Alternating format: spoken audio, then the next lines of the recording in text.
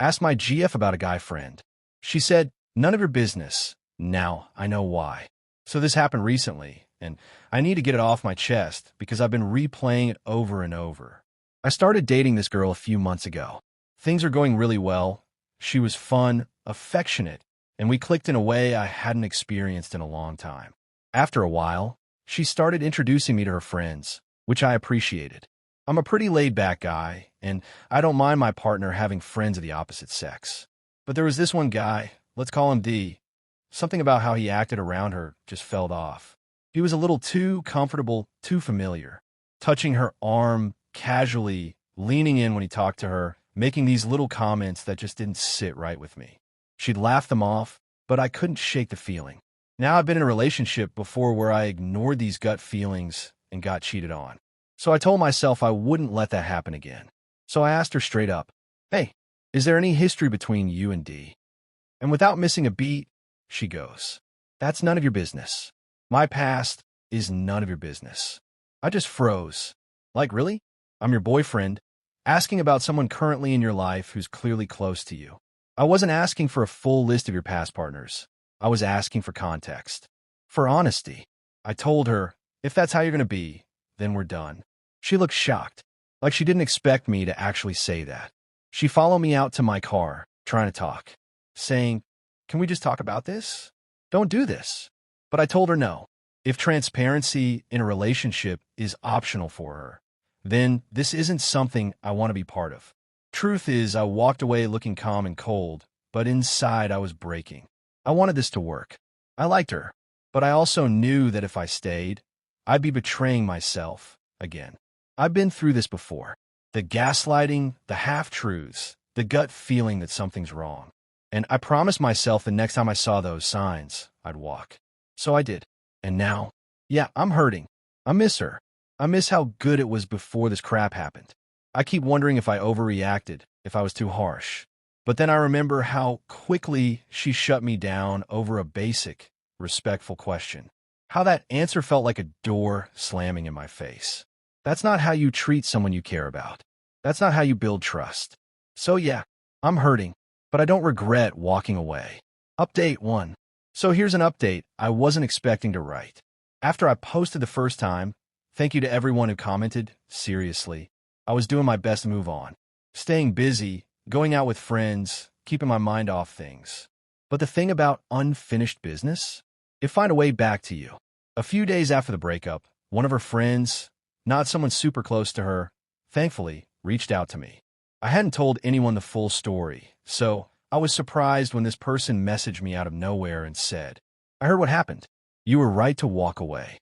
At first I was confused, and they dropped this. She and D did have a thing. It wasn't just the past. They hooked up more than once, and from what I know, there were still feelings, probably still are. Reading that felt like getting punched in the gut. Not because I hadn't suspected it, but because she made me feel like I was wrong for even asking. She could have told me the truth. She could have said, yeah, there was something in the past, but it's over. Even if it would have been hard to hear, I would have respected her honesty. But instead, she shut me down. Made me feel like I was out of line for asking. All while this guy kept hanging around like some lurking shadow of something unresolved. And you know what's crazy? Part of me still misses her. Still has this stupid voice in my head saying, maybe she didn't know how to answer, or maybe she didn't want to lose you. But the other part of me, the part that's been cheated on before, the part that had to crawl out of that pit last time, knows better. When someone chooses to lie by omission, especially when you're trying to build something real with them, that is betrayal. Update 2. It's been a couple weeks since my last post, and honestly, I wasn't planning to update again. I figured it was done. I got the truth, I walked, and that was that. But of course, it wasn't that simple. A few nights ago, she called me out of the blue. I almost didn't pick up, but something in me, curiosity, maybe just hit accept. First thing she says, I owe you the truth. I should have told you everything from the start. She sounded calm, not emotional. Not like she was trying to get back together, but more like someone who had finally run out of lies to hold on to. She admitted it, that she and D had a history, that they weren't just friends, that they'd hooked up on and off before I came into the picture. And yeah, there were still feelings, at least on his end, and probably on hers too, though she danced around that part. What hit me hardest was this. I didn't tell you because I knew you'd leave, and I wasn't ready to lose someone like you. I sat there silent, because what do you even say to that? It wasn't just a lie. It was that she knew the truth would hurt me, would make me walk. And instead of facing that, she let me believe I was being insecure, overreacting, controlling. Gaslight me just enough to make me question myself. But the worst part?